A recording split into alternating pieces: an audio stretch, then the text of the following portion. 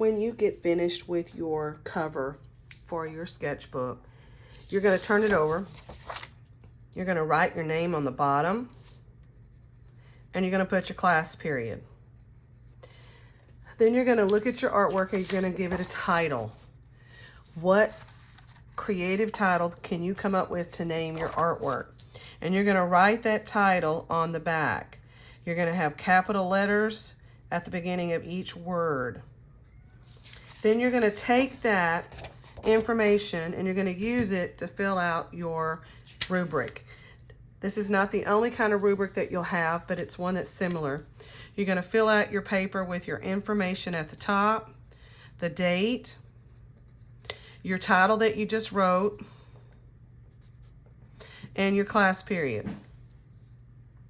Then you're going to look at your rubric, and I wrote it specifically different for a reason. Following directions. This is your purpose, execution of intent. 100% of the directions were accurately followed. Would that be 18 points, 19 points, or 20 points? Nearly all of the directions were accurately followed.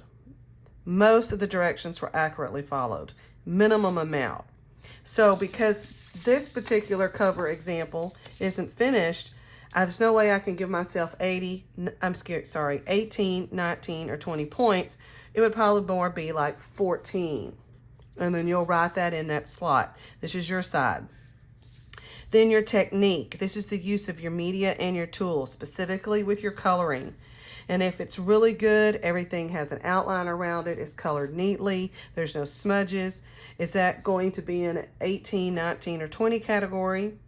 Or 16 or 17 point category where you took great care and consideration? Or is it lower than that? And then you'll add that to your space and put that on the line. You do not have to do percents. You may write just numbers. Your personal expression, the degree of imagination, creativity, your individuality, how that came out and how that was used. And then decide, are you in the 18, 19, 20 category where it's really your excellent category here? Are you in the above average category, or maybe you're just average? Because that's when you add up all your points where you're going to fall. Then how did you organize it? Do you have it randomly placed? Do you have a variety of shapes and sizes and color? Did you blend your color? How is it laid out? How are those elements and principles used? And again, which category does that fall in for your organization? And if it's, maybe you have everything in a row, so maybe you feel like that's just a 16. And then the use of your class time. If you are already 2 days behind, then you will not be in the category where you have 18, 19, or 20 points because you're already 2 days behind. If you're further than that behind, then maybe you have a 14. Then you're going to use your phone and you're going to add those points up. Then at the bottom, you're going to write what I feel you did well. Maybe you felt like your drawing was your best, and you would write that in a complete sentence. I gave you some sentence stems to get you started to help you with that.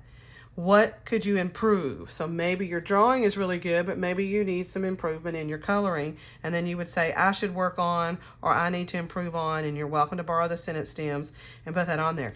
I will fill this side out and put any comments to guide you.